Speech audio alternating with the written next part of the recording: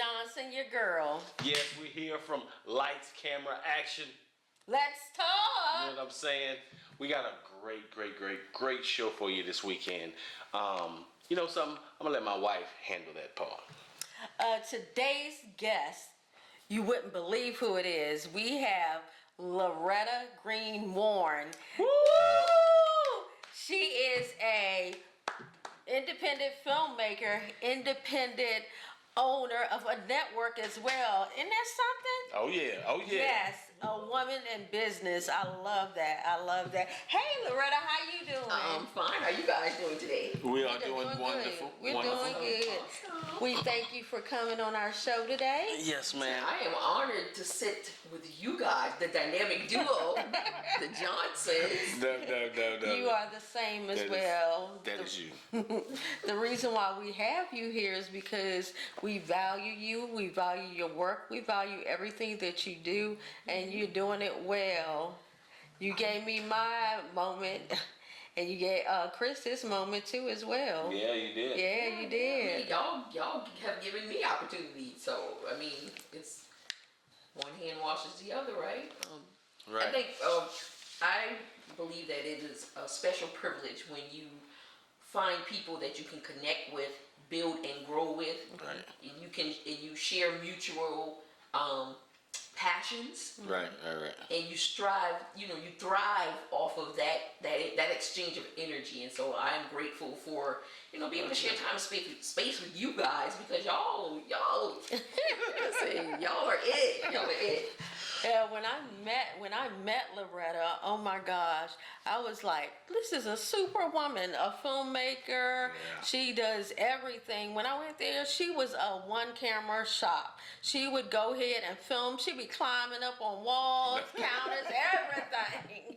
But I love that. I love seeing women and men out there doing their thing and not afraid to do it. Right. You don't need anybody to help you or tell you, hey, you need to do this, you need to do that. If you're going to get started, you got to get started sometimes on your own. Right. Because if not, everybody's not going to help you and everybody's not for you. Right. They want to see your demise, but we here to win. Yeah. That's why we got this winner here, right here. Yeah. Well, I learned through the course of my life and my journey, what I've learned that has benefited me more than anything is the fact that I don't have to ask permission to do anything that I want to do, because if God gave me the vision, He's going to make the provision for me to be able to do it. So why am I waiting for somebody to allow me opportunity when I can create my own opportunities? And that's why I created my network, IBL Network.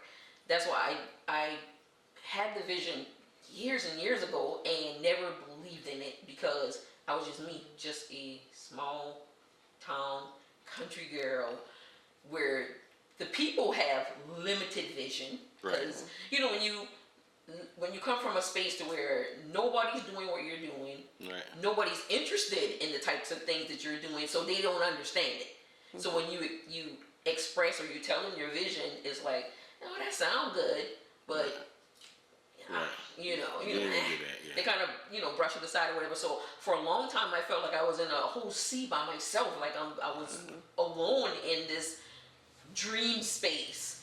And so I decided, I had a conversation with God, and I'm like, well, God, why give this to me if I can't do anything with it? Why give it to me and there's nobody who understands it? Right. And so I started to pray, and that's like, put me around people who have similar interests, people who understand, people who dream like I dream, people who have goals and visions like I have. And slowly but surely, He began to do just that. I started meeting people. I started, getting involved in things that I never thought I would be involved in, and it just slowly grew into me. I started with writing. Of course, writing is, if you ask me who I am, what I'm about, what my main interest is, what my main love is, and that's writing. I love storytelling. I love poetry. I love expressing myself through words, but not words, difficult words that people can't understand. Simple, plain words. It don't have to. I tell my kids all the time, just keep it simple. Right. Just let it be what it is. Like, you don't have to dress it up and make it fancy, and you don't have to do all this extra stuff. Just let it be what it is, and that's me. That's me. That's me. Like, I'm just me. Like, I'm simple. Like, it's not. There's no, like, when I got married to my husband, I'm like, what you see is what you get. You know, either you gonna take it or you gonna leave it. You know, shoot. That's why I tell this one all the time because, woo. Whatever. But I'm just kidding. I'm just kidding. But it's good that you do that. You're being you, the real, authentic you. Yeah. A lot of people don't know how to do that. They don't know We're how to not be allowed to do that a lot of times. Yeah. The society does not allow space for that. You have to be headstrong and determined to be able to just authentically be yourself, because there's going to be somebody here, there, and there that's going to be telling you, no, don't do it this way, you should do it this way. No, that's not right, you should do it this way. No, we have these standards and we need you to meet these standards. Well, no, hell, I set my own standards. And I do that with my life. Like, I set my own standards, thank you, and I choose to live by the standards I set. And ever since I've done that, my life has been everything that I needed it to be and wanted it to be. Wow. Which I still have a long, journey to go, but I'm happy with my process and I'm happy with my progress thus far. Which, Awesome. And with life, there's going to be rainy days, there's going to be hard times, there's going to be setbacks. That's just life. There's no getting around that. But for the most part, by the grace of God, I'm content with what He's allowed me to do and where He's allowed me to be. I wish a lot of people were more like you, far as allowing God in your life and allowing you to be you, because a lot of people don't get that chance to be them, like you said. They want to be somebody else, or they don't know how to be themselves at all because of the way they were raised, the way they grew up. And growing up, was there a certain people in your life that instilled certain things into you for you to be the way that you are today? Well, growing up was difficult. We were poor. We didn't have a whole lot. So you had to be tough. You have to learn. I learned how to survive from a little girl. I'm the oldest of 8 kids. Okay. So I had to be a child, a sister, a mom. Right. Sometimes caregiver. I had to be everything, for my family, to help my mom and my dad and be there for my siblings. I had to be a support. And a long time ago, God told me, when I asked God who I was spiritually, and He told me I was the guardian. Oh, wow. And I was like, when I heard that, I was like, I thought about my entire existence, and I'm like, wow. Yeah. Yep. I have always been the guardian. I always looked after, took care of, protected everybody. Right. I went in the medical field and did just that with my kids, with my family. That's all I've done. Strangers, I've let live in my house who were, didn't have a place to go, and I've taken care of strangers' kids. And so I've always been the guardian. I've always been that. And it started from when I was little, watching my mom struggle. My dad was always a very hard worker. I mean, if he did nothing else, he worked. I never saw my dad sit down, put his feet on the table, cross his legs, and with a remote in his hand. Not ever. Wow. He worked.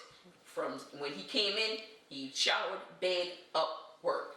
Just worked, Wow. I mean, it's a good thing, but then he didn't have, but there wasn't a lot of time that was allowed for him to spend, teaching, but I watched.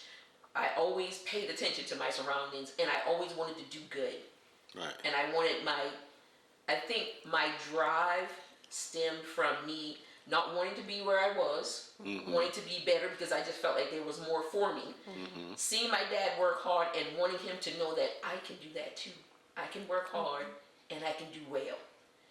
And seeing my mom stuck in a life that she didn't deserve, that I know she deserved better, and knowing that I will not find myself there.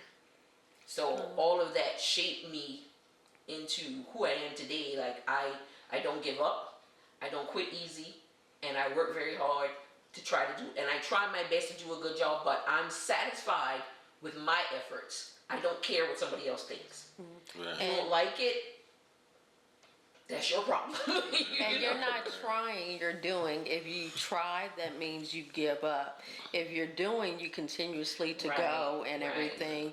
And your life seems similar to mine because I grew up with my mom in the ghetto. She was alcoholic at the time, and she became sober like for over 20 or 30 something years and so forth like that. So I was so proud of her when she was living and everything. Yeah. But when we grew up, it was so much going on in the atmosphere and so forth that I was like, I don't want to live like this when I get older. You to make decisions. Yeah. At a young age, you're forced to Grow make up. a decision. You're either going to become a victim of your circumstances, or you're going to overcome and choose a different route. And so I chose to take the energy from my hardship, turn it into fuel, and use it to get to my destination. And I think I made it. You're doing a wonderful job. You did. Yeah. I mean, I'm not where I wanna be. You know, for like I haven't reached the glass ceiling or whatever, but I'm slowly progressing, and I'm satisfied with the journey. Yep. I am. And you're where you're supposed to be now too. Yeah. Because I remember sitting on my back steps one day, and because I'm always thinking about my life and trying to figure out like what's the next thing, what should I be doing, how can I do better, because my main goal is to just be an inspiration to my kids. And let them see what is possible through my efforts. Right. I get that. And so I was sitting on my step one day, and I'm having a conversation with God, and I'm like, gosh, because I'm not always completely satisfied, because sometimes you got questions, right? Yeah. And so I'm sitting there and I'm questioning. I'm like, oh Lord, why this and why that? And I heard it just as plain as day. Like the Holy Spirit is like, just be, be. And I equated that to, you're making this way more difficult than this has to be. Like, you overthinking it. Like, just be. Just enjoy the moment. Do what is in you to do that comes naturally. Just do it. And just be still in it and let God do the rest. Like, let God give the increase, right? Right. And so I was like, okay, how do I do that? Because I'm used to, like, I'm going to make it. My thing was, I'm going to make it happen. I'm going to make it happen. But sometimes God just needs you to sit back. And rest and let Him do the work. Because first the work has to be done in here. Right. And then in here, and then it comes out. Right. I got you. I do. And you have to listen to Him or whoever you believe in, because everybody doesn't believe in this, have the same beliefs. Whatever your source is, tap into that source. God, and you understand. Allow that to direct your path. And if it works for you, happy for you. My process works for me. And ain't nobody can tear me away from it. So, and it's not so much of it's not a religious thing or anything like that. It's just about you knowing who you are, you knowing what's in you, and bringing and taking that thing that's been put in you, because I believe that everything that we need has been placed inside of us. We just have to tap into it. Right. And that's hard because if you don't want to face yourself, you don't take time to get to know yourself. How you gonna ever tap in? Right. Yeah. You'll always be detached and running around trying to figure out, like, okay, what am I doing? Like, why this and why that? Like, it's because you haven't taken the time to learn who you are. Right. So that you can go out and do the things that you're meant to do. Right. Yeah, that is so true. A lot of people are either scared or they don't know how to tap in to that channeling of, hey, this what I need to do, or to listen when God or whoever is speaking to you, hey, you need to do this. Even though He plants something and roots something in you, you have to go out and do the work. Yep. If you don't do the work, it ain't going to happen. Some people think, oh, it's going to happen that easy. It does not. Even in any job that you do, like for filmmaking, a lot of times people think, oh, it's easy doing this, doing that. Y'all don't do nothing, being an actor, being this and that. It's a lot of work that goes in. If you really want it, to make a film. you're gonna have to go out there and bust your tail and stuff. People want a free handout all the time, or think, oh, I shouldn't have to audition because I did this part or that part. No, yeah, you can say that. Yeah, you can say. What you mean? I hate entitled people. I mean, I'm not gonna say. I'm gonna say it here. I hate entitled people. Like, nigga, come on. Right. Right. What are we really doing here? Like, you don't. If let's use filming for instance. You create a script and you know what you want that character to look like. Right. You already have an idea in your mind. You already have a feeling about it and everything. Right. And somebody comes in and upon looking at them, you don't know that they can bring that character to life. That's why auditioning makes sense, because I need to see what you can bring to this character to see if it actually works. So what you mean? Like, you don't tell me how to run my production, first of all. Yeah, that is all true. right, and you're not doing me a favor. But you know something. The thing about this is, and what the thing I've learned, especially since we started this, people always got something to say. Yeah, people always got something to say. But I've always noticed when it comes to independent artists, independent whatever you're doing, if you're not name brand, you ain't got your stuff out here. Everybody's got a damn opinion about how you go your little and get your do this. If I wouldn't have done my podcast like that. Who asked you? Do your shit the way that you want to do your shit. Oh my God. And let me do what I do the way I want to do it. You know what I'm saying? People have to realize you don't get to dictate how somebody does something. Either you like it and want to partake of it, or you don't. And you keep moving. Simple. It's simple. But that just shows you that you're right where you're supposed to be, though. When you got a bunch of people calling in talking about what you, I would have done this, I've done that. They paying attention, and that's all you need. Yeah. Oh really? You paying attention? That's all I need. You're like, oh yeah, I'll look into that. Thank you. I mean, one of my stresses me out. When I think about it, no. When I think about this one, like I said, I'm I own my own streaming service, independent film network, right? Right. Mm-hmm. Why? Somebody please tell me why. Why is it anytime somebody asks me what I do, or they find out what I'm doing, they know I make films and stuff like that, the first thing that they will say is, if I tell them about, oh yeah, I got IBL Network, it's an independent film and entertainment streaming service on Roku, and I got my mobile apps and stuff like that. I go through the whole little spiel, right? I'm proud, I'm happy, I'm excited. This nigga gonna turn around and say, oh, why don't you put your stuff on Tubi? What the F? Right. Did you just hear what I said? Right. I don't understand how people's minds are so small to the point where you don't see the greatness in me building my own. You don't see that? You want me to follow? That's a follow. Right. You want me to go to Tubi, ask them for their permission I gotta get to put my work on their service. You want me to build Tubi. Right. Versus building me. Right. You want me to enter into a sea of other content. Right. Where if I tell you, hey, Kristen Demi, I got a film that I'd love for you to see. Okay, Loretta, where should I go and see it? Oh, you can go to my network. Well, where's your network? Oh, honey, you can find me on Roku, or let me make it easy for you. Where's your phone? Here you go. There's my mobile app. Right. Versus go to Tubi, type in, and see if you can find me on there. You know what I'm saying? Like, no, you want Inspiration by Loretta, then go to Inspiration by Loretta, not Tubi. Right. You see what I'm saying? And that burns my biscuits when people do that, because they're like, why are you minimizing what I'm doing? Yes, it is small, it's in the startup phase, but it is a blessing to be able to even say, I own my own network.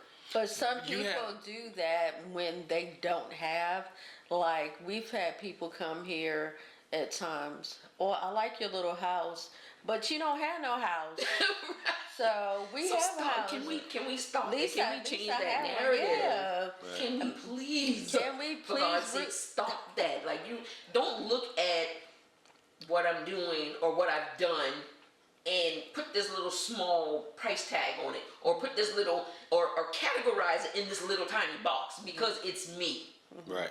Because a lot of times people do that because it's you. Right. And then they'll look at what somebody else is doing, and it's, let's say it's the same damn thing, but for some reason you look at it because it's me. Oh, it's small, it's minute, it doesn't matter. Right. But because somebody else is doing the exact same thing. Oh, it's great, it's grand, it's wonderful. You need to get this. Right, like, come on. I like when people, if they do say something about our podcast or filming or anything like that, if they're giving like constructive criticism that is That's helpful fine. to Right. us, then I love it. But if you just being spiteful or you need to get this or you need to get that, you gave My me the question money. to anyone who questions anything that I'm doing or have done, let me see yours. Right. Yeah. Right. How'd you build yours? Right. Because if you're going to give me critiquing, or you're going to tell me whether it's good, bad, right, or wrong, then you should be at least an honest exactly before me. exactly. I would want to see somebody on TV tell me, you know something, Right. you need to do it like this. Oh, okay, I'll listen to hell out Tyler of you. Perry or Oprah come and say, "Hey, Oh, Loretta, yeah, let me give you a little bit of constructive criticism." I'm like, okay, You know what I'm saying? I'm taking. But some Nigga, you right random beside me. Right, like shut up. You're Or right. have you had, or this is not a griping session or anything like that. It is not. We're It's just just talking expression. regular. We're expressing Yeah, ourselves. just So expressing. please don't take it as a griping session. But have you had people come in and you're filming or whatever, and they like you should film this way, or they think they know more than you on your set? Yeah, you always. I mean, it's not unfortunate. I guess it's a good thing because it helps to build you as a filmmaker Right. to know how to deal with certain situations. You're always gonna have somebody who's gonna come on your set and think they know better than you, or can tell you, "But if I were you, I'd do this shot." Like, you don't know what I want. You're right. not in here. Right. If I'm directing, Right. I know what I want. I know what I'm looking for. You can't possibly know Right. because this is not your project. If you want to direct something, do what I Direct your did. own shit. Exactly. Now there sometimes somebody will I think it's Safe. all in how they come to you and let you know, like, hey, listen, what do you think about this? You know, and you think about it. You know what? I like that. You've done that to us. Try it. Yeah. And we yeah. love Beautiful. that. It Yeah, was the most. because it's- You said, I think she should do this. We did, and I was looking at it, I was like, oh, that's bad. Yeah, Now but when it's I how see it, you approach it. Right. Like, you don't now. Had I come to you and be like, man, Chris, I don't like that. You should do it like this, like that. Then you be like, girl, you Right. can get your ass up out of here. You know what I'm saying? So because I respect other people and I know what it feels like, I will never go on somebody's set and try to tell them what to do. Because Right. even if it's somebody who's just starting out, Right. like say I've worked with somebody and they were just starting out, it's their thing. Just because I've done it let them on do. numerous occasions, I'm following your lead. Right. What you Whatever need you me to want. do. Exactly. What do you need me to do? Now, Well, how you I might gonna do add this? something. And you I might give you something. I might give you a little bit of advice. Like, you know, Right. maybe you should try this or whatever. I'll make suggestions. Right. And it's up to you whether you want to, you know, Right. take it or not. But I'm not going to come in here bullying and Right. making. Yeah, Right. I don't like people who know-it-all people. Like, you don't know everything. Right. And a lot of times, well, this is just my opinion. If you run into somebody who comes on your production and they want to come in and inject themselves and make all these changes and all these suggestions and stuff like that, you already came in here with an idea in your mind about me and about what I'm doing. And so this is why you're behaving in this manner. You don't respect me and my position. So Or believe me. you don't in believe him. me. Yeah. So in a case like that, just you know, Right. just, you know, no hard feelings, but just Right. you know, stay Yep. off my way. Yep. I know a lot of Right. times we had to tell certain people like, we got this. We know what we Right. doing. Yeah. And at the end of the day, it's And like if I I got don't know, nigga, I'll figure it out. right. And that's the thing about it. You know what I'm saying? Yeah, like when it comes to how you address me, how you speak to me, Right. how you give me whatever you're going to give me. I'm willing to receive. Right, If it's we done have no appropriately. problem receiving. You know, we're friends anyway. You know what I'm saying? Right. And you know, Yeah. it's nothing but love. Right. The way that you gave us that information, it was just more. It made more sense. Yeah. You know what I'm saying? Right. Because she was like, "Hey, look, why don't you try it like this?" And that was after we had shot it and looking at it and been like, "Man, we're looking at it. Well, won't you do it like this?" Blah blah blah. Yeah. Perfect. It would make perfect sense. But you know, especially when you're filming, and y'all been doing this for probably longer than I have. Nah. When you're on a set and Chris, you know you have an eye for creativity, right? Right. And when you sit there and you see something, you can't help but see it, right? Because you can't help it, and so you have to make a choice. Then, do I say something, or do I just not say something? You know, because you don't want to be disrespectful. You don't want to overstep. You know, you don't want to get in the way. You know, because some people you can't Right. say it. You can't tell anything to. Right. You got to first. The key is know who you're dealing with. Right. So that when it comes, let's say you see something that you think would do well, or they might be interested in, you know whether or not you can approach them with it, if you know who you're dealing with. You know where I learned that from? I learned that off when we did, what was that? James Adai. Oh, Diary of the Miller Family. Diary of the Miller Family. We shot that in Hopkins. Hawkins. Okay.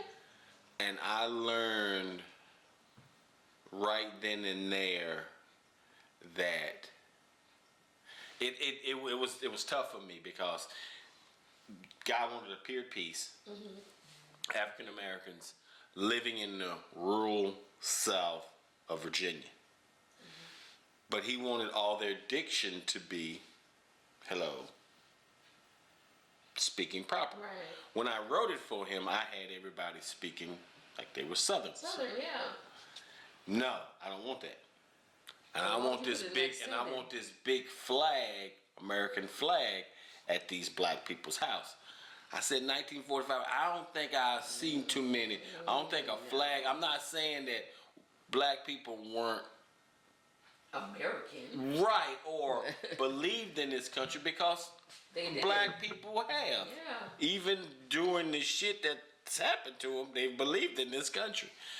But at that time, I don't think, and even if one did have one, I believe that white people would have came in and ripped it down.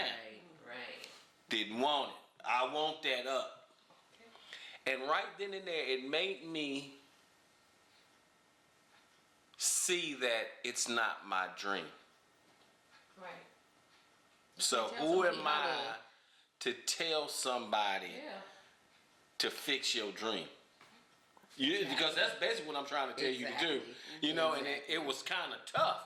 And I was like, but this don't make, and I'm telling her, I'm like, this don't make no fucking sense, man. This shit is stupid. And I was like, baby, look, I said, this is what he wants, That's not right. what we want. This Right. is not our story, so let's do it the way that he wants. wants it, Even if yeah. it turns out whatever, Even if it sucks. yeah. But it was great, to be honest with you. When looking at it, cinematically, it's beautiful. It works. It does. It just works. You know what I'm saying? It's like, all right, cool. And the story that we put together, and the actors and crew and everybody, they were amazing. So, They did an awesome job. For 2 days that we were allowed to do it, and it rained on the second day. So we had to, rewrite on the spot. Right. So but it turned out good. Still, it is. Okay, so you said you were a writer. When did you start writing? And why? And why? Oh, so I started writing. Writing found me. Oh wow. I was in elementary school. I was in second grade, and it was story time, and our teacher would read. She would read to us, and she was reading poetry. She was reading Edgar Allan Poe, The Raven. Okay.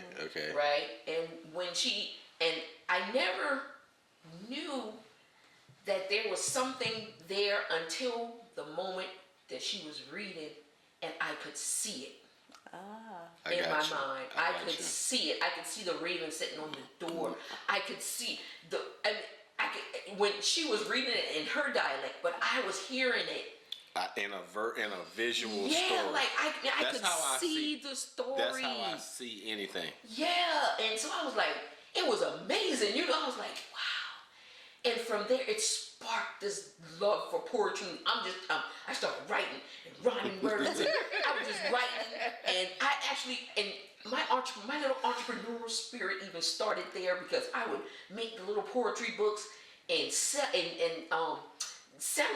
Oh wow! For other kids to turn in as assignments. Oh wow! That's yes, sir.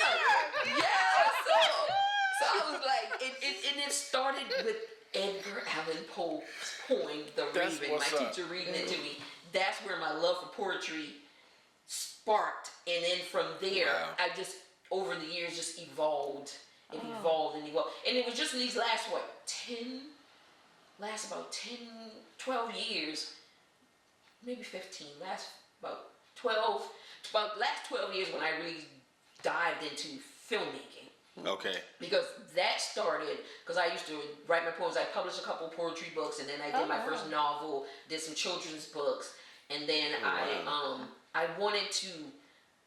just felt like I needed to give people a visual of what the poem is saying. Because you will hear a poem, but if you don't have a mind like mine and you can see it, right. I wanted people to see it. Right. See it and understand. Yeah, see it and understand exactly what I'm trying, what the poem is saying. And so I started making videos.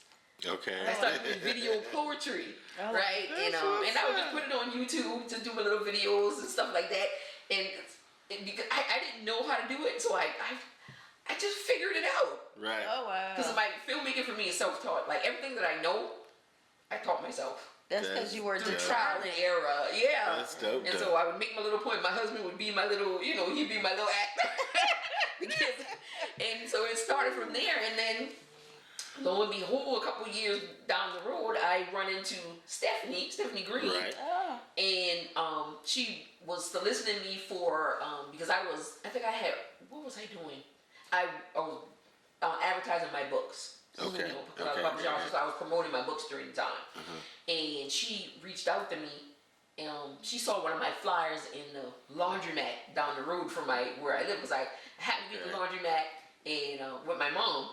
And I was like, man, I saw the little board with the people thing. I said, man, I wonder if I should put one of my flyers in there, right? Because I made my own flyer. I did all my little my digital. I did all that stuff myself, right?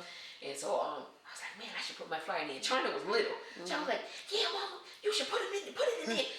People need to find you. I was like, yeah. So I was like, yeah, I would put one in there. So I put it in there. I think I put 2 of them up there. And not long after, I guess Stephanie must have happened to go to that same laundromat, and this lady just called me and said, "Oh, I found your flyer in the laundromat." I was like, "Oh, okay." She said, I'd like to meet with you to talk to you about some, about some things, right?" So I'm like, okay, well, maybe this lady interested in, my book or whatever.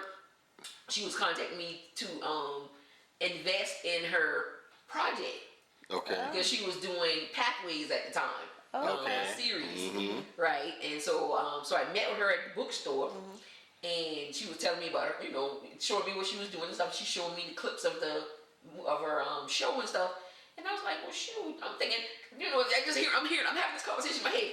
Well, shoot, she's showing me what she's doing, then why I should just show her what I do, So I was like, well, yeah, I write, I write, and I do video poetry. And she was like, yeah. So I showed her one of the videos. She was like, well, who does your filming for you?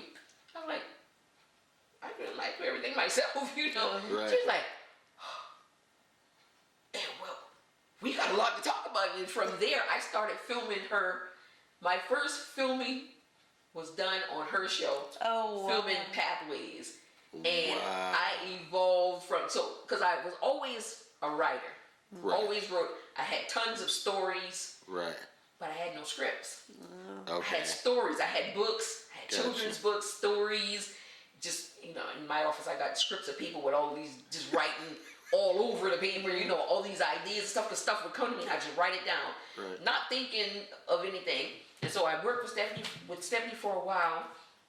And I'm sitting in my office one day, and, I've done a few episodes of Pathways and stuff like that. And I'm sitting in there writing, because I'll go in my office and I'll just flip through my papers to see what, because that's how I figure out what I should be doing. I'll just flip through some stuff and see what catches my eye, right?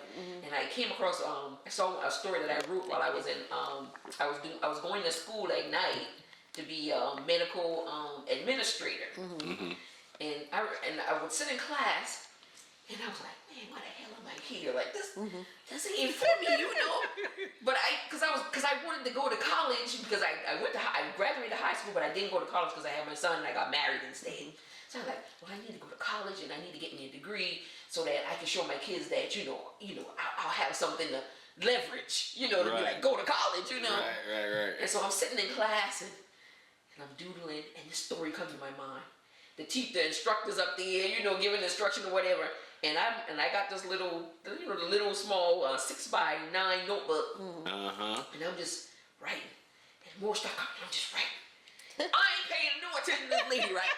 And I ran out of space on the paper, so I started writing on the sides, and then I started writing on the top of it, and I'm just writing this story, right? Because I'm like, because when it comes, it's like crack, like you can't stop, like you gotta get it out, right?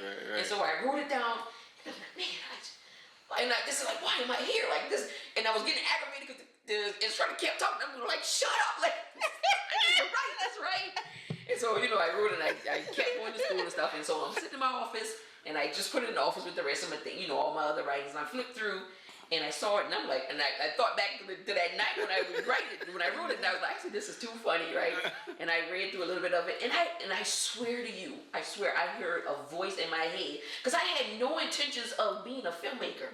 Okay. Crazy, right? I just wanted to do my little video poetry, and I wanted people to see what I wrote. I wanted them to see it, but I didn't equate it to me becoming a filmmaker. Oh, wow. So I'm sitting there and I'm going through the stuff, and I'm like, I heard the voice say, I heard it. I can't hear nobody say it. I heard it. I heard a voice say, write the script. I'm like, write the script? I'm not writing no script.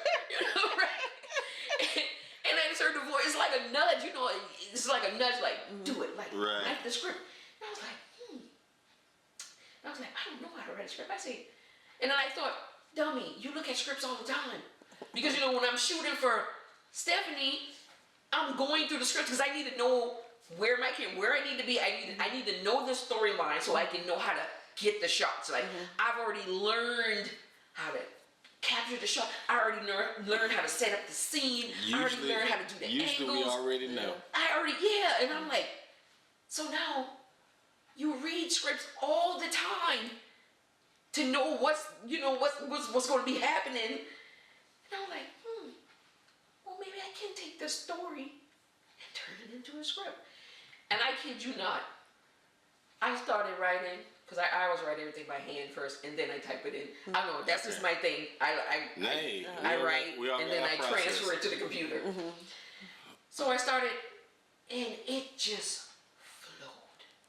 I mean, it was effortless. Oh, wow. It was effortless, turning that 2-page, front and back page, writing into an entire 20-minute film. Oh, wow. So that's when you know that's what you're supposed to do. It just came so easy. Now, here's the thing. I wrote it. Then the fear kicked in. Girl, what you doing? Right? Here's why. You work on this woman project all this time, working with her working beside her. And I always did, I went in there, helping with the understanding that listen, I am my own entity. I do my own thing. Like I move by the beat of my drum. Nobody can influence me or tell me what to do, when to do, how to do, nothing. Because whatever I'm going to do, I'm going to do it, right? Trust me, we know that. But I don't want to step on nobody's toes. Yeah, I don't want to step on anybody's toes. I don't want to do what somebody else is doing. So that was my hesitation, because she was doing a series, but I wanted to make a movie, right? And so I hesitated on sending the script. Like, man, I need to know if it's right, because she been doing it, I'm like, I don't know if this is right or if it's even possible, for me to do this, right? And if they kept on, I said, man, I'm gonna just send it. So I sent it to her. I was like, I want you to check something out and tell me what you think. A couple days go by, I was like, dang, she must don't like it. Like, it must not be good or whatever.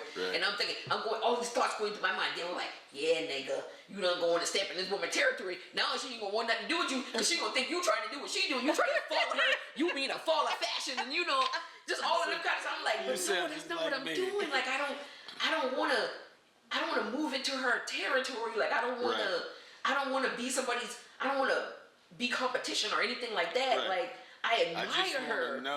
I just want to know if I'm on to something here, And I was nervous as a whole in church, girl.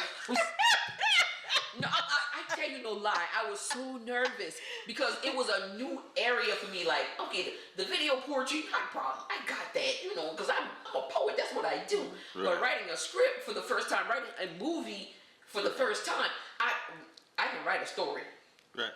No problem, because it just comes naturally. But making a movie, that's different. That's out of my element, right? It's different. So a couple days go by, and she called me. And we was having a regular conversation. I said, I ain't gonna say nothing. If she gonna say nothing, I ain't gonna say nothing, right? She said, girl, I read the script. I was like, yeah. I'm like a little kid, like, for real? For real? She was like, we gotta make this now. We gotta do this now. We can get this person to act. We can get this. We can do. I was like, wait, are you serious? She's like, yeah, we need to. She said, girl, I love the story. She said, we need to do this now. And I'm like, I said, so you good? Like, like you cool with it? Because not everybody's going to do that. Like, they see you trying to do something similar to what they're doing, they're going to reject it. They're going to be like, no, I don't like it. No, you shouldn't do that. No, we going to just continue to work on my stuff. You know what I'm saying? But she embraced me. Mm-hmm. She made room for me to do what I was doing. And not only that, she helped me to, to make that vision come to life. And then from there, it just exploded into me becoming a full-fledged filmmaker. Then evolved into me building my own network. So that is so that's awesome. So amazing. Excuse me, I got hood. But that is so amazing when you have somebody that you're working with and then they join in and be like, hey, we can do this together. I love when a community of like-minded people can come together and do things together and make it a good thing. It's no big me, little you. We all are doing our own thing, but we can come together and do great things together. Right? Yeah, and everybody can eat. I love how your story almost mirrors our story. Really? How we started, and it was just like, because when we started, it was for the lady that we're filming for Cycles, Dr. Marion Myers. Mm-hmm. She wanted a film, a full-length film. I wrote the full length. Cool, no problem. And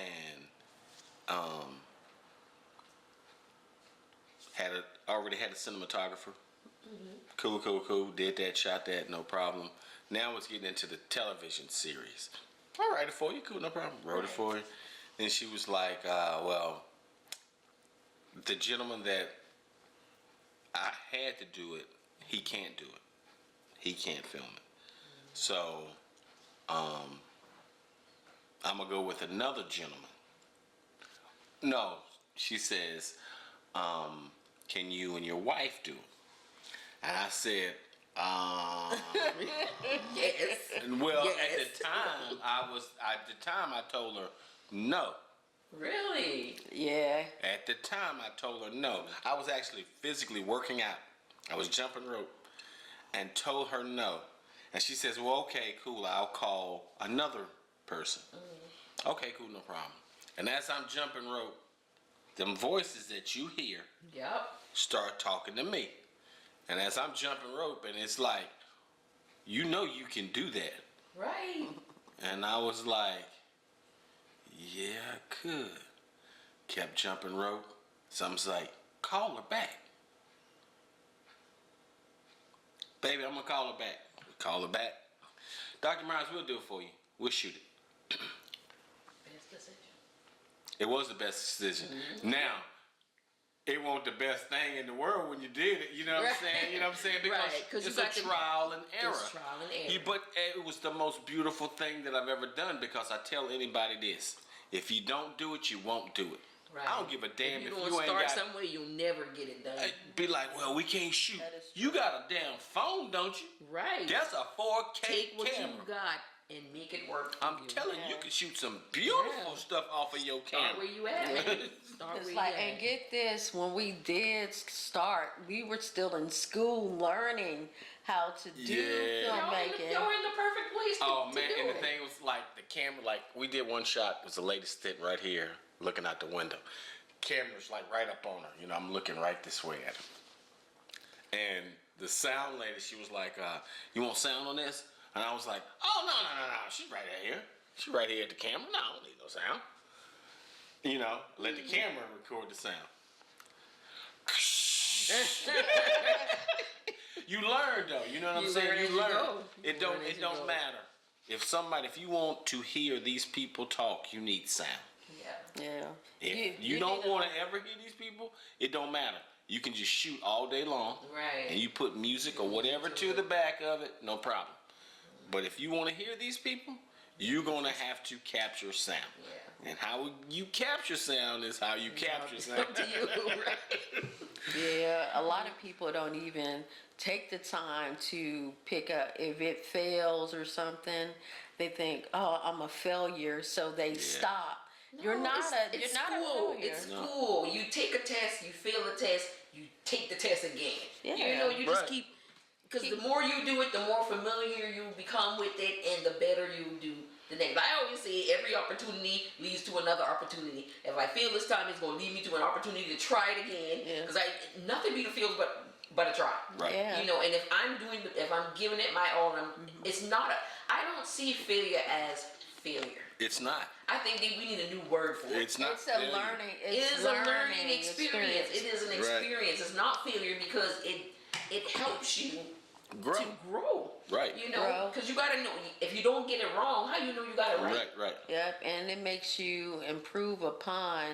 Right. Because because of how I grew up and people telling me you'll never be anything, you'll never amount to anything, that played in my head for years. So it made me hesitant on doing stuff because I thought if I did, I'll be a failure at this or different things, or like in filmmaking or whatever, or acting. Somebody turns you down and say no or whatever. I used to think, oh, I'm a failure because they said no. It doesn't mean that. It just means that you're not the right fit for that opportunity. Right. And God's got something better for you. I had to learn that because if you don't learn that, you'll keep thinking every time you do something, you're a failure and you'll stop and not do it.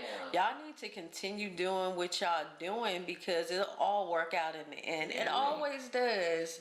Yeah. Like for Just do you, the best that I you can. love your drive. I love how you kept Because going. if you don't try, what else you gonna do? Yeah. What you gonna do with that time you got? Like, I mean, for me, because I'm a creative person, and I'm sure there are other creative people who probably experience the same thing. If I don't do something with that thing inside of me, I feel like I'm going to die. I feel you. I have to do something. I can't. And then I like myself. I really like myself a lot.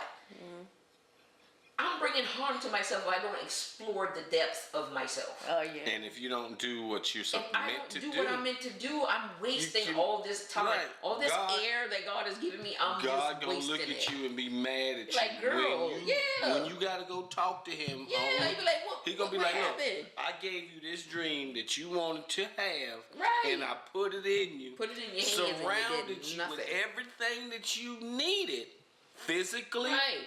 Because you know about what that you was want. Like, tangible, is what you need. Just take it and do something and with you it. didn't do nothing with it. Yeah. Because if you wait for accolades from people and you wait for people to approve what you're doing and you wait for them to put their stamp on it, you will be waiting forever. So me, I take my little happy black behind and I go and do whatever it is for me to do, Right. and I'm not worried about. Okay, so I believe that God put me here to inspire, because when I asked him, you know, who am I? He said, you are inspiration, right? Right. So I believe that one of my jobs is to inspire. One of the ways for me to inspire is through my words, you know, and then through my action, my communication with people, my interactions with people, right? Always be a light. Lately, I've been hearing, be the light, you know, just be the light. Right. And so I am going to do that come hell or high water, and I don't need somebody's approval. It's like, I want to go through this door, right? Mm-hmm. And I know God told me, Loretta, you can go through that door, right? Mm-hmm. So I just stand at the door. Because you know, the Bible says, stand at the door and knock, and the door shall be open to you, right? Well, you got to do a little more than just knock, right? Because once God give you the word, like, you can come through the door. If I just stand there and I never turn that freaking knob, that's true. and pull that door, I can't go, really? because I matter. I can't go through the door unless I put in some effort, turn the knob, push the door out my way, and then walk on through. You know what I'm saying? So we want to we'll get to the door, but we'll stop right there. Right. Or and some people want to just get there without doing the work. They don't want to do the work. There's steps to everything. You get up out of bed in the morning, you got to make yourself get up. It's a process. Everything is a process. And for success, it has to be And deliberate. it's not easy. No. It's not easy. And then success. Let's talk about success for a second. Mm-hmm. Who gets to decide whether or not you're successful? No, you do. That's really it. Society put it in your head that you have to get somebody's approval. You have to reach a certain level or goal to be successful. Yeah. No. I was having a conversation with my sons, and it was such a beautiful moment and an experience, because I got to teach them something while I was learning myself, because sometimes you have to be the first partaker of your word. I got you. And my son was like, Mama, but how do you get to where you're trying to go? How do you do it? I say, just do it. Mm-hmm. He's like, but I mean, how do you do it? Because my son, he's so literal. Like, I got to give you step by step detail. Like, put one foot in front of the other foot, and then take that foot and put it in front of the other foot. Like, I say, you know, it's like this. You're on a path, and when you're traveling on your path, you might have people on the side of you. You're gonna have people in front of you. You're gonna have people behind you. You know, there's gonna be people traveling parallel roads, right? But you're on your road. You're traveling at your speed. Just because Chris, me and you, we side by side, Demi over here, y'all two running neck and neck, and y'all ahead of me, I'm gonna mess up my pace by trying to keep up with y'all. Right. That's not my pace. Right. Mm-hmm. That's not the speed that God ordained for me to go. Right. He set my speed for 50.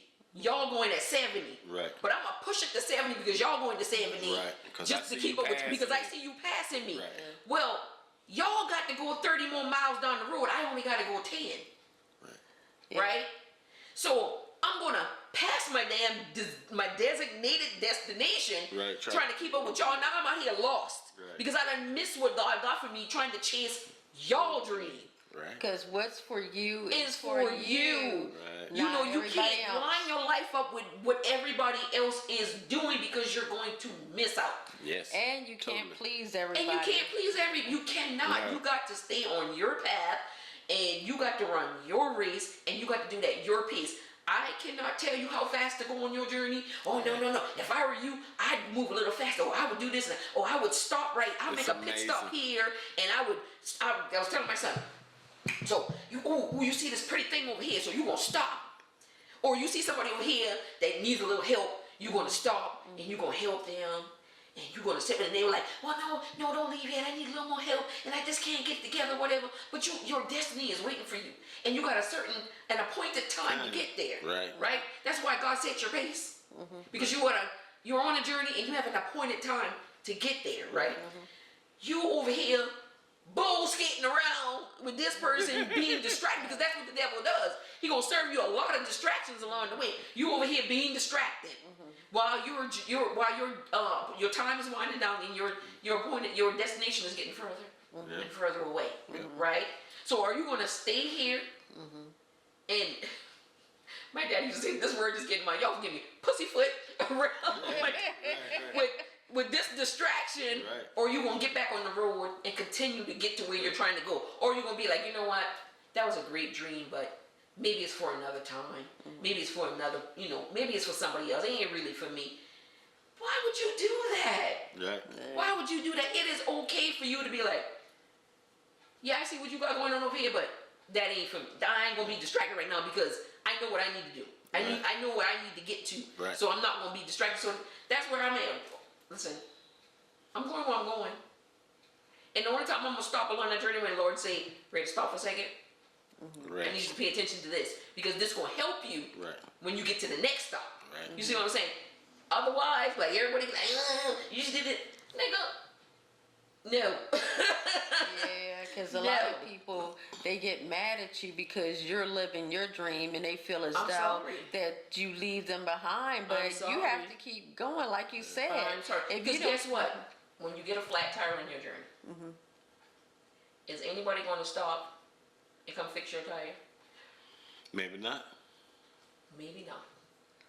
Yeah, so you got to keep going. You got to be self-sufficient and proficient on your journey. Yep. And you cannot lean on or depend on everybody else to get it done for you. Right. You got to be willing to go it alone if you have to. And that's been a big part of my journey. And I didn't understand it at first, and I didn't like it because it's lonely. You know, when your dream and your goal is solely your own. That's the road. It's really hard. That's the road God's got to walk toward Him. Because He needs to know that you're committed. Because you mean to tell me the only way you stay committed to this is if you got 3 or 4 other people who willing to travel with you? Right. Because now, mind you, I'm the oldest of 8. I don't like to be by myself. Right. I don't like to do nothing by myself. And just driving here by myself with the challenge, I'm like, where is my partner? You know? You're a driver. Where's my driver? Look, driving. Like, anything else? Not driving Miss Daisy, but driving Miss Miss Red. That's right. So now in my regular life and stuff like that, now if I don't have to do it by myself, I won't. But on this journey that I'm traveling for my dreams and my goals, yeah, I'll do it by myself if I have to because I'm committed to it.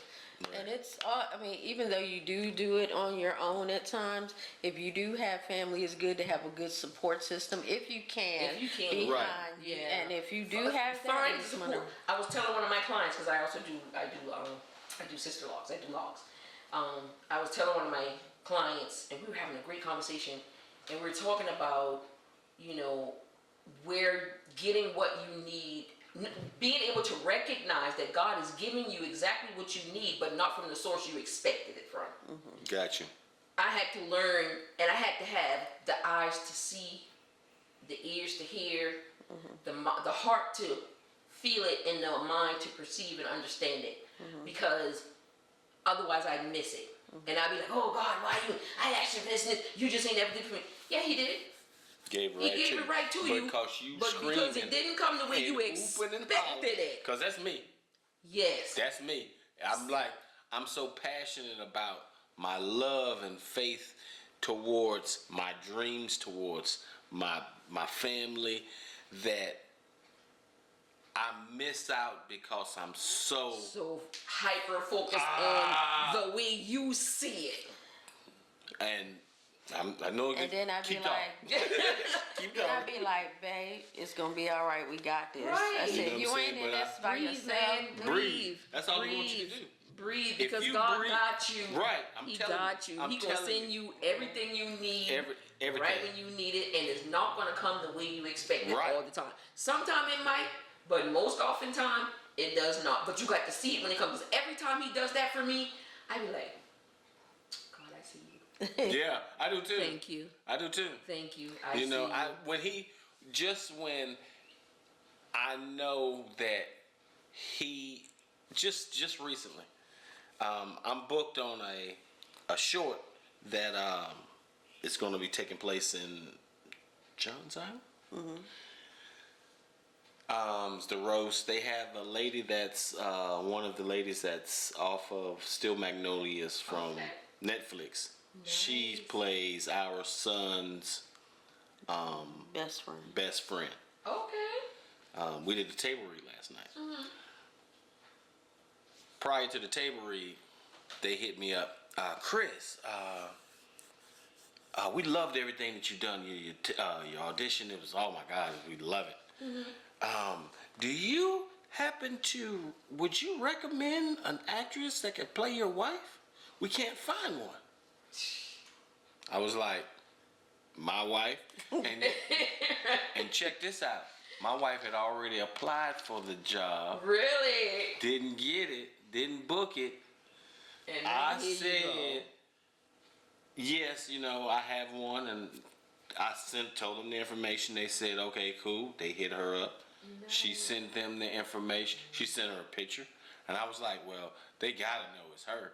You know what I'm saying? Right.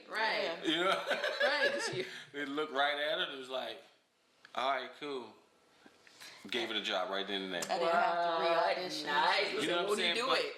But it's just little small things. That's not a regular, that's the piece of manna that God gives me to let me know that I got you and your ass is, I still got you. Yes. And you walking, I'm telling you, you are on the right path.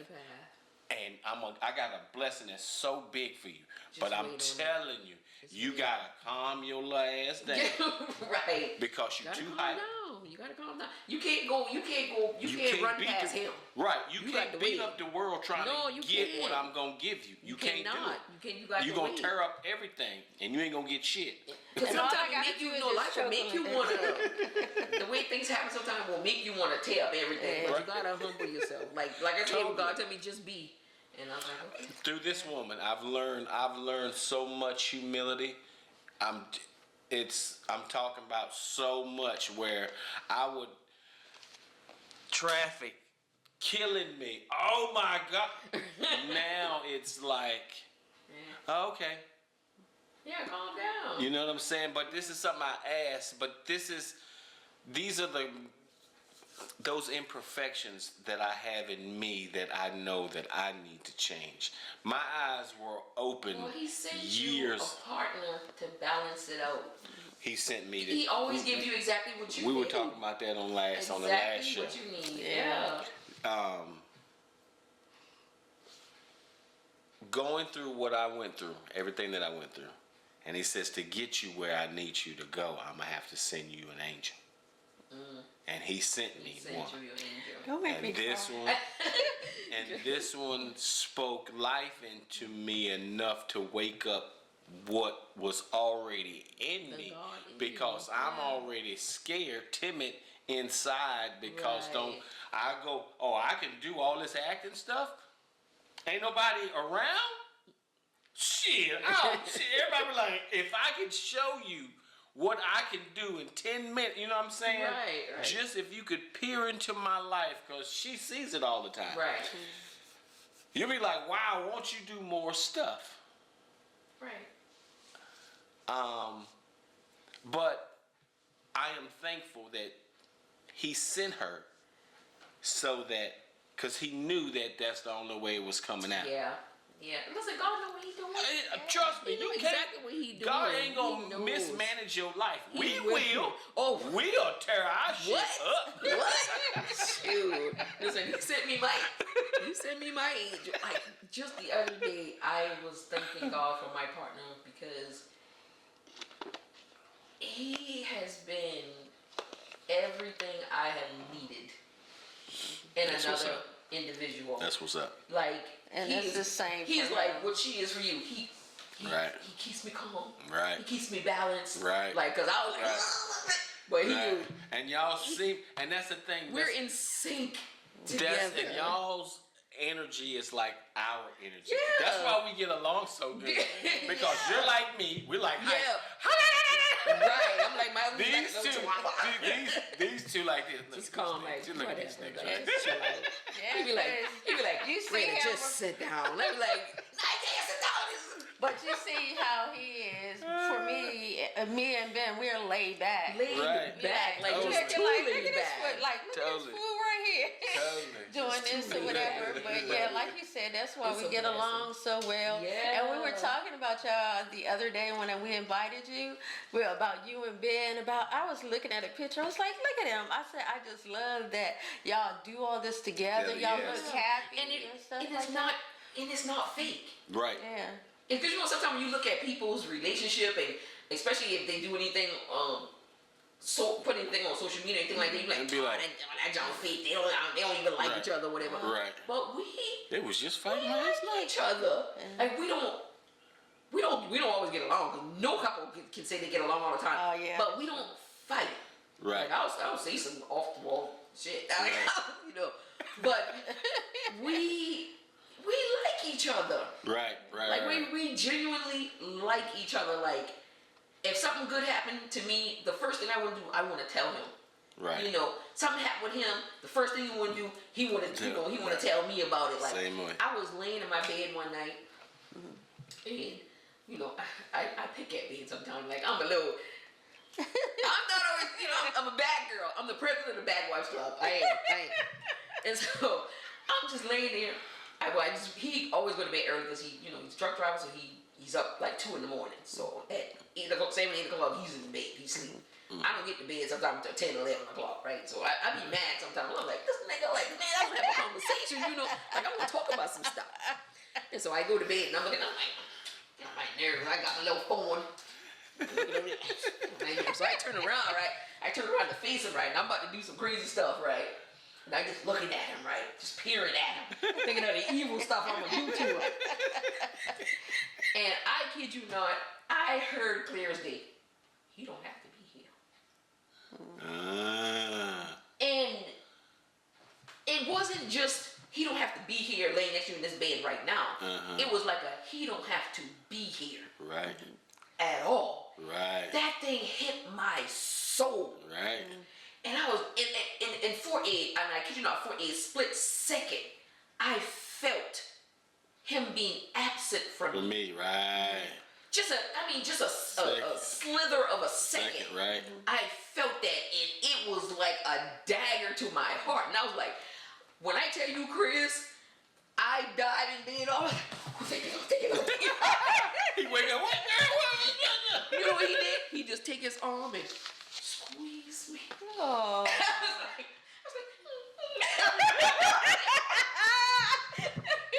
I was like, Lord, I thank you. I was like, man, like, you don't know sometimes the gift, because God told me a long time ago, because we were having problems and stuff like that, and he told me a long time ago, if you wait, Loretta, if you wait, you're going to get everything you asked for, right? Because I done kick about, I throw all this stuff, like, I'm done, just leave, I'm done, right? Just, being a little pissy shit, right? And so, and God was like, if you just wait, you're going to get everything you asked for. And I be damn if I ain't got everything I asked for, wanted, and more. And it wasn't Ben. It was what God did through Ben for me. Right. Because he wasn't just giving me a partner. He was giving me a partner he could use to bless me in the way that he needed to bless me, so that I can be the blessing he needed me to be. Gotcha. And so when I began to understand that dynamics of our relationship, I fell in love with not just Ben the man, but God even more, because he kept his word. Yeah. He said, if you wait, you're going to get everything you asked for. And I believed him when I heard it. I trusted it, and he delivered again and again and again. Now, not to say that everything in our journey had been easy ever since I surrendered to what God had for me. Right. No, everything wasn't easy, because it's not meant to be easy, because you're not going to see God in it if everything is sunshine and roses every day. There has to be challenges. There has to be obstacles. There have to be hard times, because you need it so that you grow in your strength and in your belief and in your faith. You need those things to happen so that you'll grow. And every obstacle we face, every bit of hard time, and we've had a lot of hard times, and not between us, but in our life, and all of this done has brought us closer together. Now, I still some days I don't like the nigga, but I love him, and I would not trade him for anything in the world, because he has been such a blessing to me and my family, because this man married me with 4 kids. That's what's up. I had 4 kids. That's what's up. Teenagers. And he came in there, That's and what's that up. nigga married me. That's what's up. With 4 kids, with everybody looking at him like, you done lost your, are you crazy? You gonna marry that woman with 4 kids? You had that Loretta spell, huh? Girl,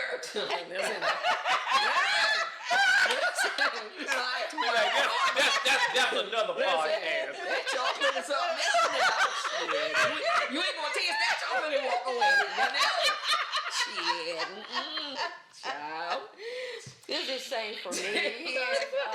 When we first met, Oh my God. he was going through something. I had already been through my divorce and everything because I was married before, and he was in the gym out at the base, and I was working out too because I was in the military.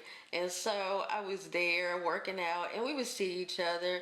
And you know, you see other guys in there, they look okay, but because you know what they be doing, you be like, I ain't talking to them.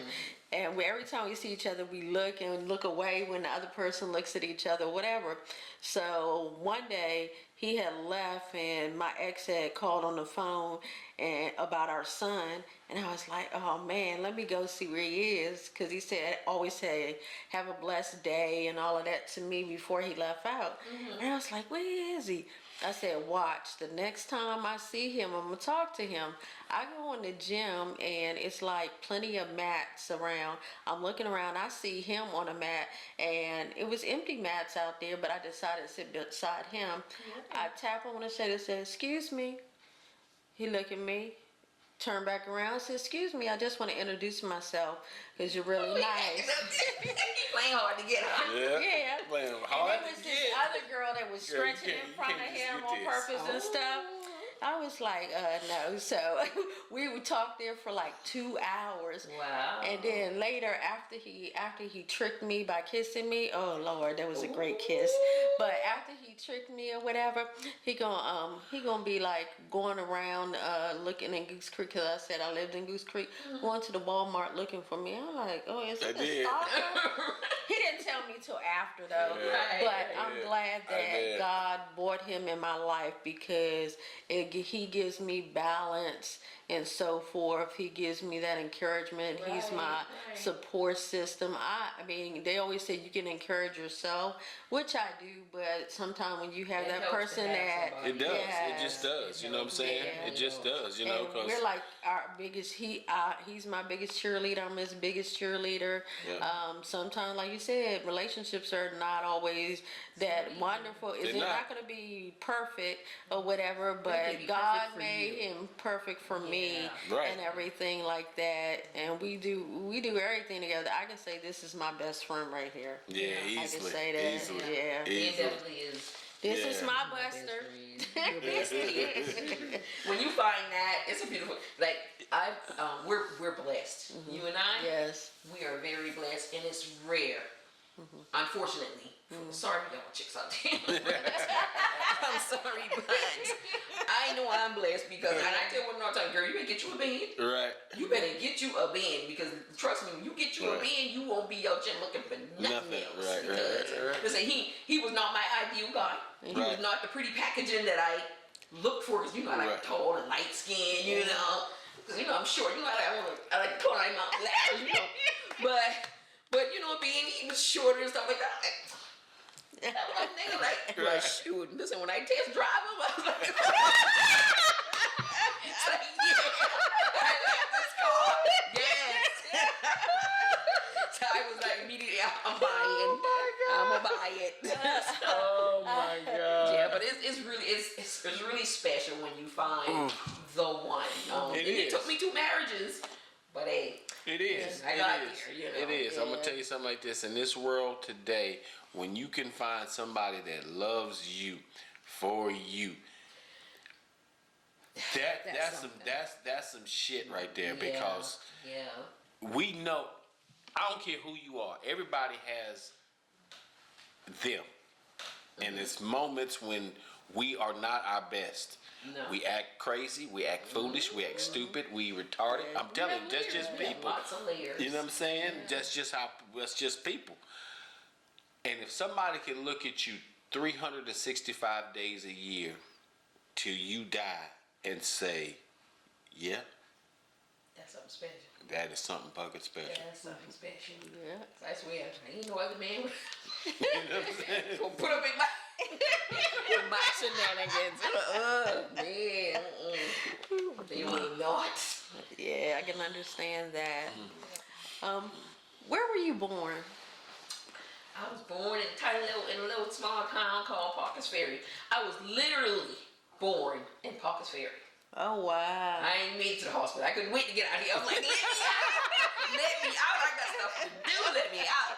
So yeah, I was born in the back of a pickup truck. Oh wow. Parkers Ferry. Where is that? Parkers Ferry is just past Hollywood before you get to Walterboro's area. Okay. Hollywood, Ravenel, Walterboro, yeah. That was 17 South. That was 17 South. Yep. You gotta pass through us. You get the Eddie store from there. So Okay. yeah, so I'm We out there. remember Country. out there, but remember we filming. didn't remember how to get there. Yeah, Because we were going 17 straight, 17 South. Oh, Across okay. them tracks in my hometown. Do you have any brothers or sisters? I got 2 brothers and 5 sisters. Yes, 8 of us. Are they Oh, they in? still alive? Oh, Okay. yep, we ain't lost, thank God. Amen. Amen. Lord. I'm not trying to jinx anything. But yeah. All of my siblings are alive. Both my parents are still Right. here. And you're the oldest, right? And I'm the oldest. Oh wow. Wow. You know, sometimes they expect the oldest to go first, but I ain't going nowhere.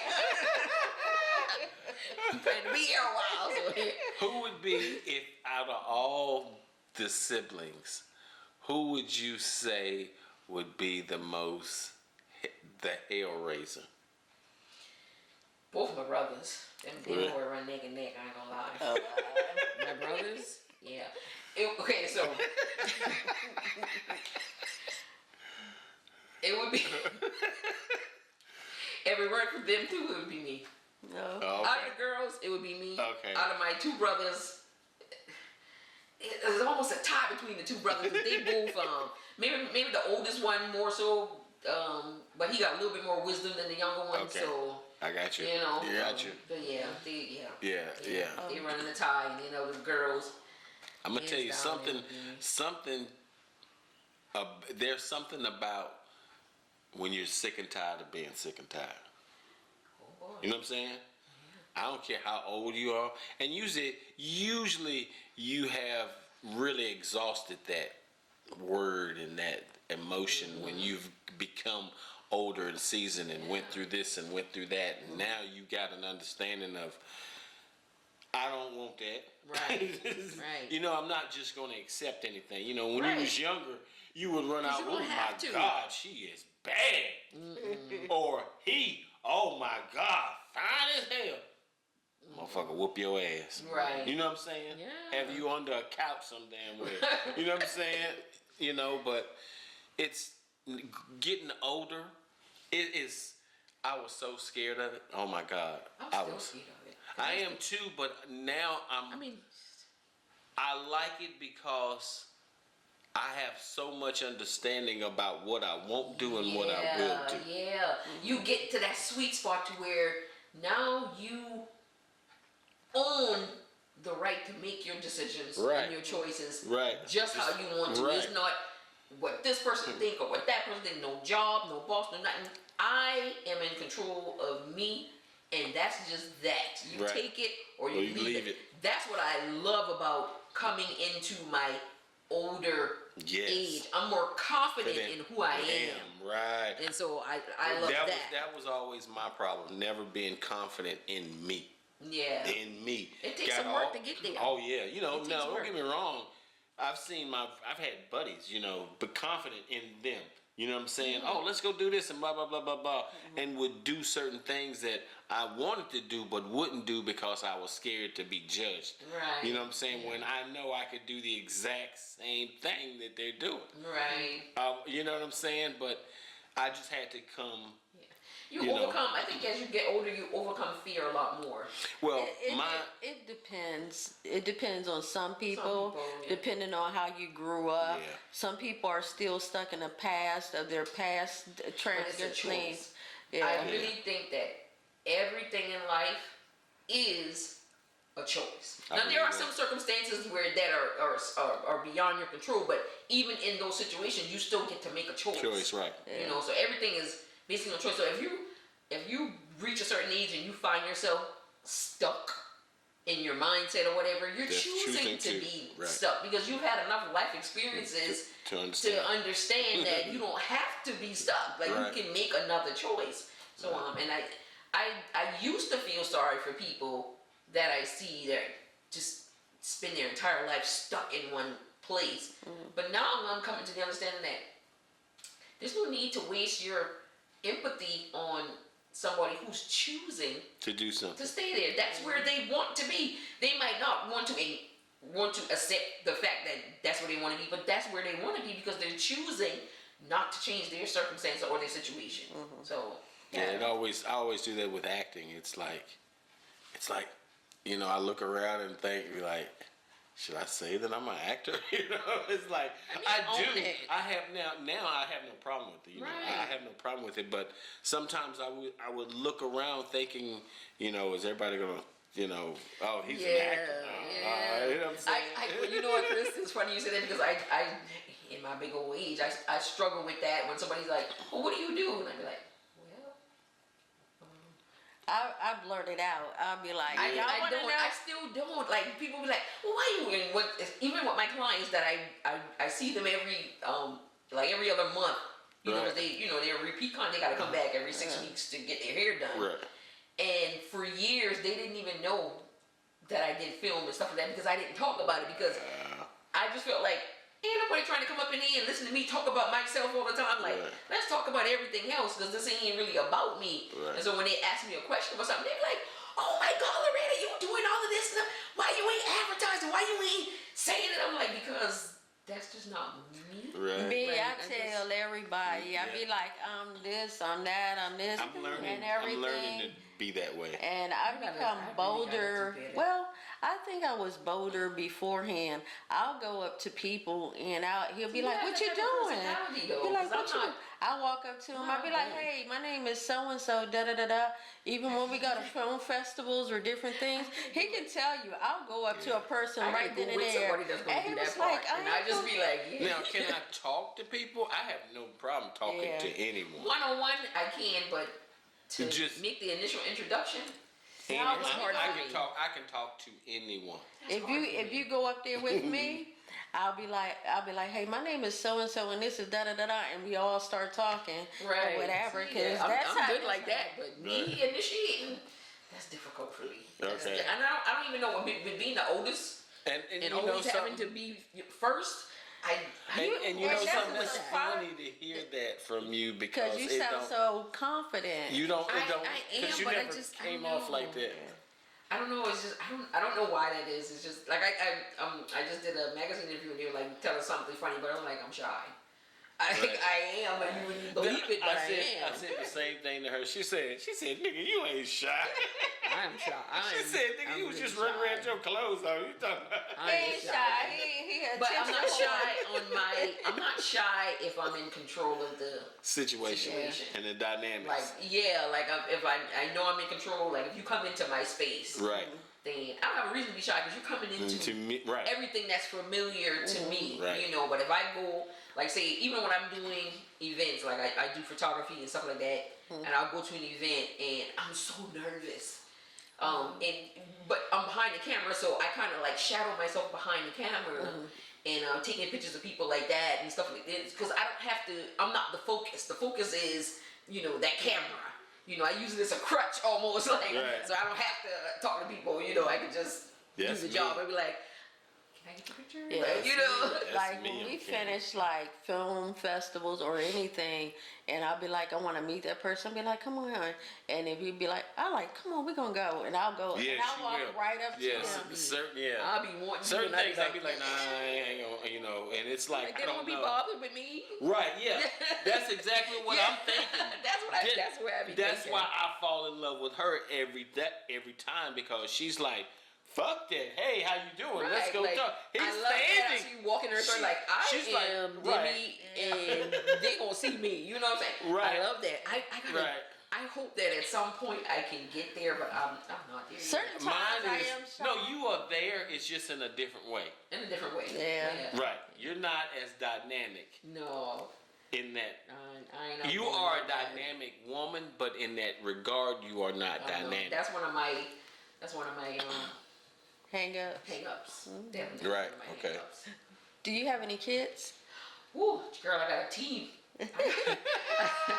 I got 5 babies. My 2 boys and 3 girls. My oldest being my son, and my youngest is my baby girl. And then I got boy, girl, girl, boy, girl. Okay. Yeah. Okay. Do you have any grands? I got 5 kids, 5 grandkids. That's what's up. So That's what's I up. love my babies. I love my babies. They are my work. Is it wrong to love your kids too much? No. Because I think I love my kids too much. I really, I love them. I love them a lot, and I don't know why I love them so much, but I love them. And they get on my nerve, and I can't stand them sometimes. But That's all kids. Love them. But in the end, that's what kids need. Kids need love. If you want a kid to prosper, give them the right amount of attention, the right amount of love, and the right amount of discipline. Right. And you will create nice a beautiful child. Yeah. You know what I'm saying? You just will. And you got to encourage them too. Right. Everything. I am who I am for them. Like I live Right. for them. Like I want to make something of my life because I want them to be proud of me. Right. I feel Like, you know how kids work to be for their parents to be proud of them. Well, I want my kids to be proud of me. I want to be like, that's my mama. Yeah. You know? I'm the same way. And I'm quite sure they are really proud of you because you are doing your thing. You taking care of your kids, your wife, your mother, a grandmother, a business owner of several businesses, filmmaker, director, all this stuff, all encompassing. And I'm quite sure they see that. And that would gives them their drive to do better or want to do more. Yeah. And we hear our kids say, "I'm proud of you. You don't know how we saw you, how you worked hard for us, and you did this." And they tell you that you're like, "Wow, wow." The only time you affect change is to make change. Yeah. You know what I'm saying? So if you ever want to do something and make a positive impact on somebody's life, just keep living your own and doing what you live your dream. Yeah. And if your dream is, it should be huge. It's huge. You I keep can't even chasing hold it. It's so bad. You keep chasing it, and I'm telling you, you're gonna inspire all the grandkids, all the people around you. You inspire us. Y'all inspire me. You know what I'm saying? You do. And you know what happens is we post stuff and we film stuff with people or do different things, and we didn't even know that when we did that, it was encouraging people to branch out to film school or different acting and all this other stuff. And we didn't even know that. We weren't even trying to be like an influencer. Right, you just doing and what then we you love. inspire people. And I love it when it happens that way. My nephew actually ended up going to film school from me getting him to be inside Didn't he my just film graduate? projects. He's about to graduate from Trident Tech Film School. Right. Yeah, so he's doing that. So he go with Trail and Donna. Yep. He does, and I'm so proud of him. He's like, Auntie, if it wasn't for you inspire me. And I was like, oh, that's that is amazing. And I love that he's taking it to another level. Because like I said, I'm self-taught. I didn't go to film school, but he is going to school and learning everything he needs to know. And he will call me with ideas, and we'll go over it. Like my dream is to have this writer's room, and we just get in here, we just talk about ideas and stuff like that. My goal is to have my production studio to where I can do all of these wonderful things and create opportunities for people and just live it. Like just live it. Like I want that to be my full-time job. That's all. I just want to create. That's all. And not just for doing films. Like I love just creating. I like making things with my hands. I just love to create. Like right now, just yesterday, me and Ben, we built a trash container to put our cans in because I work in my backyard. Okay. Here, and when my clients come, I don't want to look at the ugly trash cans, right? So I'm like, I'm sick of looking at these ugly. When they come through the gate, they seeing this, and I just want my backyard to look like an oasis. I want it to be presentable, and so I was like, take me to Lowe's, cause we gonna build. But I had the day off, and I have to, and I don't know if it's like this for you guys, but when it comes to my creativity, I have to go where the energy takes me.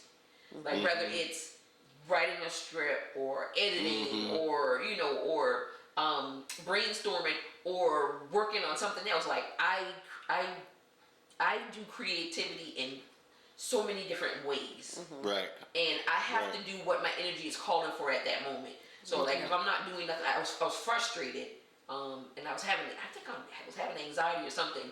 I'm empathic, so when I start feeling energy and stuff like that, it drives me crazy. I gotta do something. I gotta do something with that energy. I can't just like lay on the couch and flip a remote. I can't do that. I absolutely can't. I gotta be burning that energy. I gotta be doing something. I gotta pour it into something. And so I'm running house and I'm like, man, I gotta do something, man. I can't. It's like an addict. Like, man, I can't sit here. I gotta do something. I'm like scratching my head. I'm like, man, I gotta do something. I sit down and I was like, no, it's not that. Because I gotta feel it. Like, I'm like, no, it's not right. And I'll usually get my divine downloads. So I'll know when it's time for me to write, I get my divine downloads and I gotta do it. So when I have other creative energy, like if I'm gonna build something or make something, I get pushed in that direction. So I'm like, man, listen, we gotta go to Lowe's. Like, we gonna build this trash. And I said, I gotta do something. We gotta do it. I said, if you ain't gonna do this with me, then I'm gonna find something else to build now. You better come on. So he'll take me to Lowe's and we get what we need, and I measure, he cut.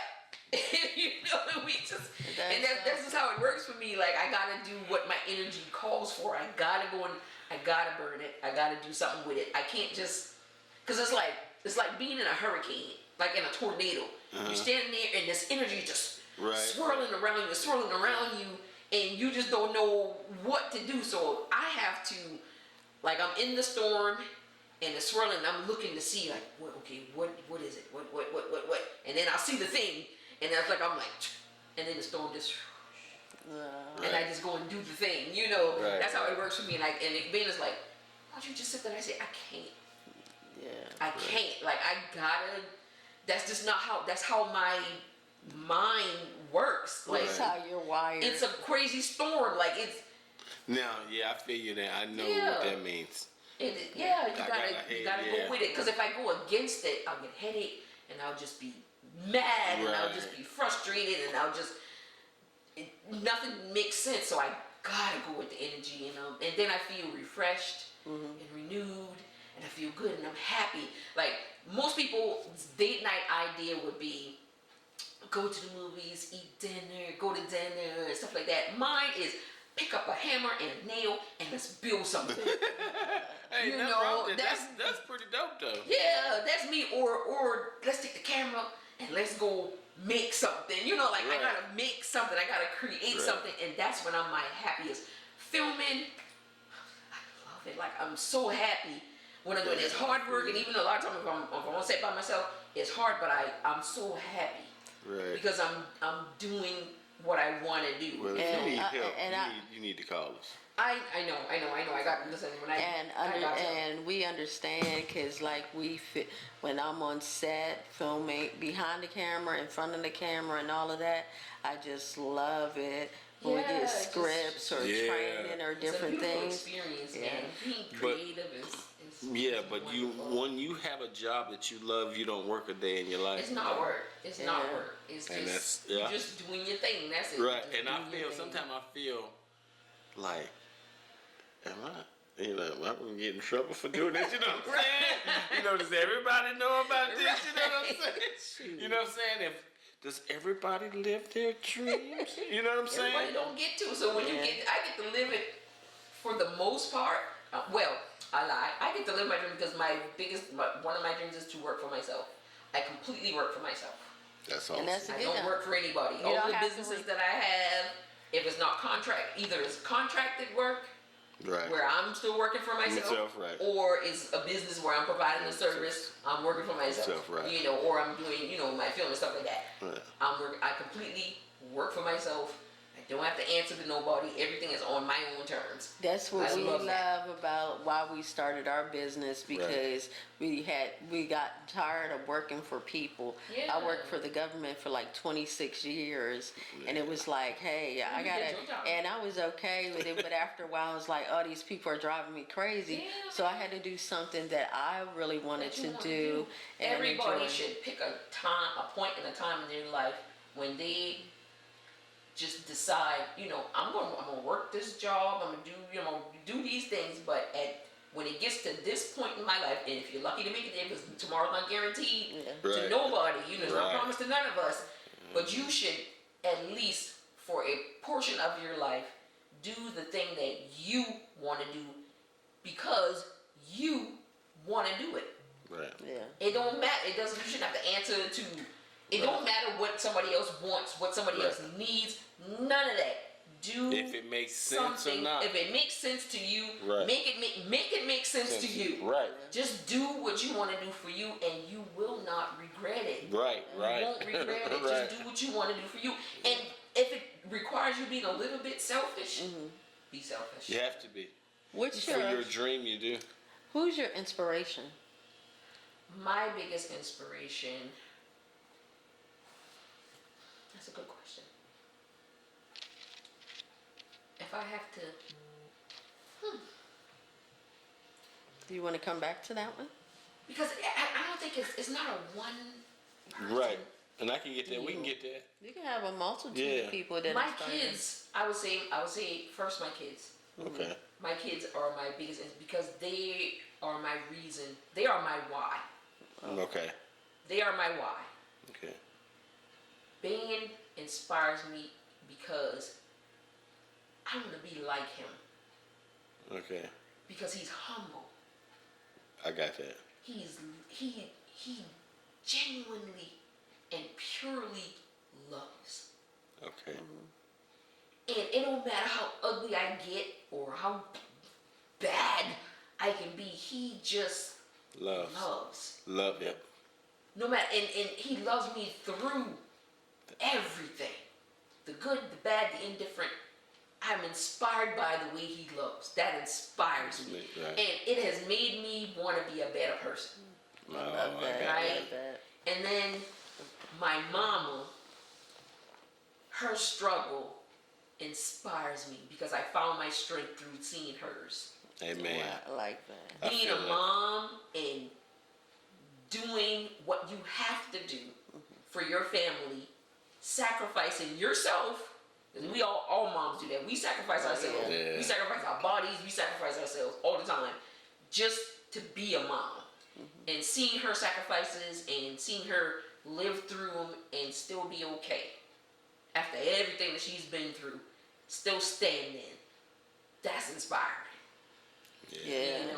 And then, just people like y'all who out here doing it, just making it happen, just doing it, just taking the effort and the time to do what you want to do. That's inspiring, Amen. You are inspiring to us because you took the time out and you're doing it. I'm in awe every time I get on set with you. I'm in awe about who you are, how you run your shit, how you run your film and everything that you do that's involved. I enjoy that, and I love seeing women. No offense to men or anything, but I just love seeing women out there doing a damn thing. Yeah. I You should, love though. that.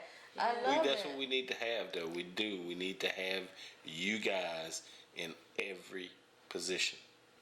Yeah, because we. This world has always right. You are. You know what I'm saying? This world has always been a man's face in every role, and that ain't. It's not the only way. Yeah. Yeah, but it's balance. Okay. We learn how to balance. Balance is very important. Whether you're a man or a woman, find balance in everything that you do, and make the right connections to get the thing done. Oh yeah. Where do you see yourself in the next 5 to 10 years? Okay, so let's do 10 years. In Okay. 10 years, I see myself sitting on my front porch with a cup of tea next to band, and we just chilling. I love that. 10 Okay. years. I don't have no big goal Okay. for the next 10 years of my life. My biggest goal for the duration of for the rest of my life, I want to just do me. Okay. Okay. I'd love, in the next 5 years, I'd love to have my production studio. Right. Right? That's a goal of mine. And I pray to God that I live to see it. I pray to get there. Any certain size? Don't matter. I don't care if it's a 10 by 10. You know what I'm saying? I got you. Listen, I'm at the point in my life to where I just want to enjoy doing what I'm doing. I got you. I don't need the glitz, the glam. I don't need none of that stuff because none of that really matters. Right. When you've got everything that you want and you've done everything you want to do, then what's next? Right. You know what I'm saying? My focus right now is to enjoy the journey because I spent the whole beginning of my life trying to survive. That's I feel. Right? Now that I've survived what I've been through and I'm living now, I want to enjoy it. So Man. setting all these bunch of goals and stuff like that and trying to get to this destination, trying to get to that destination, I just want to live. Amen. And I want to enjoy what I'm doing. I want to enjoy the journey. I want to be able to see everything. I like Because that. I tell my daughter, don't run so fast till you run into a brick wall. Right. I don't want to run so fast to get to a goal. I really want my production studio. I need it. No, I'd like to have it. Right. And if God sees fit to give it to me, I will do the best that I can with it. But even if I don't get there, as long as I got life and I can continue to inspire people on my journey to getting there, I'm happy. Because Man. I'm not going to put that pressure on myself.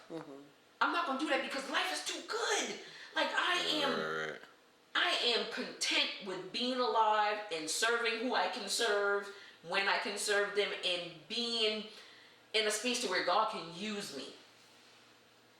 That's enough for me. Amen. That's enough. Yes, I'd love to have my production studio. I'd love to make my network a household name and, be generating millions of dollars, of course. I love that. I want that, and I'm working towards that.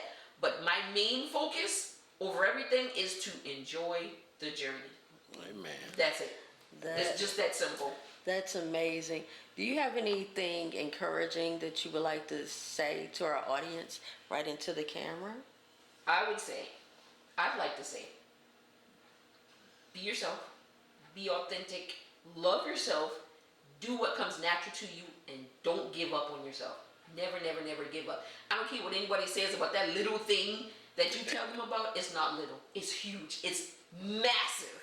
It's all encompassing. Take the time out to explore it, learn about it, learn about what it is, because God placed it in you for a reason.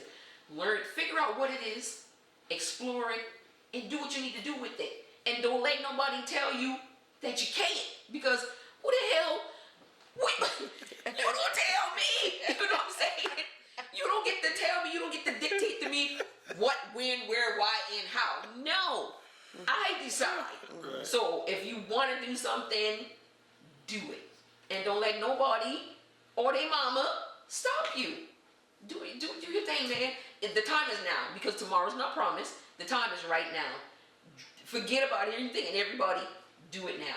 Whatever you want to do it and do it now. That's it. I love that. Can you tell everybody where they can reach out to you, your handles, what you got going on, and So, whatever? I am Inspiration by Loretta.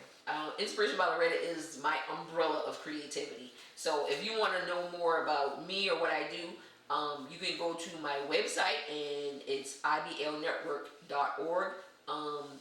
IBL Network is my independent film and entertainment streaming service. If you have a film that you want to get out there in front of people, like we stream into millions of homes all over the world. We're in the Philippines. We're in people. When I check my analytics, people are watching all over the world. That is and I'm like, awesome. That's dope. wow. So listen, we're small but we're mighty. That's what I said. Amen. We're small but we're mighty. We are making an impact. People are watching. If you have a product, a film, a story, a show, whatever, check us out. Like, we'd love to be your home. IBL Network, we'd love to be your home. Now, I am Inspiration by Loretta Production. You can go to inspirationbyloretta.com, where I will help you take your idea from concept to completion. And then, with my bad self, honey, we take that product and we stream it for you. So listen, I got everything you want, everything you need, okay? You just got to check me out. So you can go to my website, www.iblnetwork.org or www.inspirationbyloretta.com. You can find me on YouTube, Inspiration by Loretta Films. You can find me on Facebook, Inspiration by Loretta. You can find me on Instagram, Inspiration by Loretta. You can find me on TikTok. On TikTok is go through get to, or Inspiration by Loretta. You can find me anything concerning me, Inspiration by Loretta, and I'm here for you. Or you can give me a call at 843-779-2266.